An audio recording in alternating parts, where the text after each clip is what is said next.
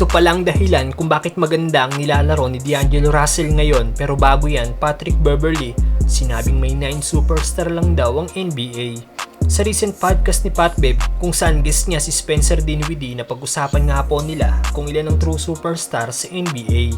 Nagsimula nga po ang topic nilang ito dahil marami nagsasabi na nasa 40 na daw ang superstar sa NBA ngayon na siyang pinagdisagrihan ni na Pat Bev at Dinwiddie. Ayon kina Pat Bev, ang true superstar lang daw ng liga ay siyam at ito'y sina Nikola Jokic, Giannis Antetokounmpo, Joel Embiid, Luka Doncic, Stephen Curry, Kawhi Leonard, Kevin Durant, Jason Tatum at LeBron James.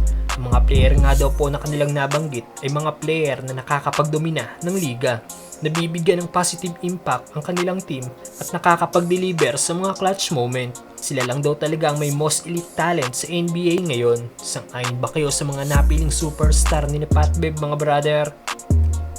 Samantalang D'Angelo Russell ibinunyag kung bakit maganda ang kanyang nilalaro ngayon. Kung pinagpahinga nga po ang big three ng Lakers na sina LeBron, Davis at Austin Reeves sa third preseason game nila kanina, iba nga po ang sitwasyon ng isa sa kumpirmado ng magiging miyembro ng first 5 ng Lakers sa paparating na regular season na si D'Angelo Russell. Dahil 3 straight games na nga po itong pinaglalaro ni Coach Darvin Ham.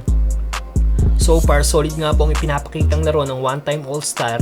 Nag-average nga po si Dilo ng 16.7 points at 6.3 assists per game, shooting 62% sa 3-point area, playing 17 minutes. Halos nakuha na nga po ni Dilo ang stat niya last season sa Lakers sa paglalaro ng 30 minutes, averaging 17.4 points at 6.1 assists per game.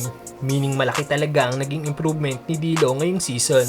At after ng game kanina, ibinunyag nga po ni Dilo kung bakit maganda ang kanyang laro.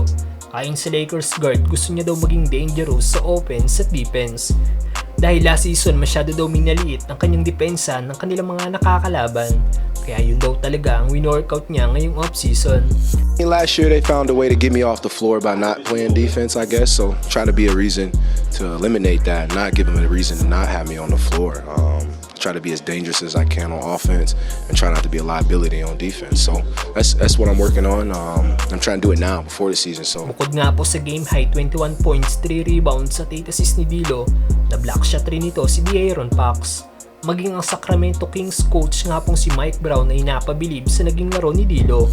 At sinabing ang mga pick and roll plays daw ni Russell ang nagbigay momentum sa Lakers. Anong masasabi niyo sa ipinapakitang laro ni D'Angelo Russell, mga brother?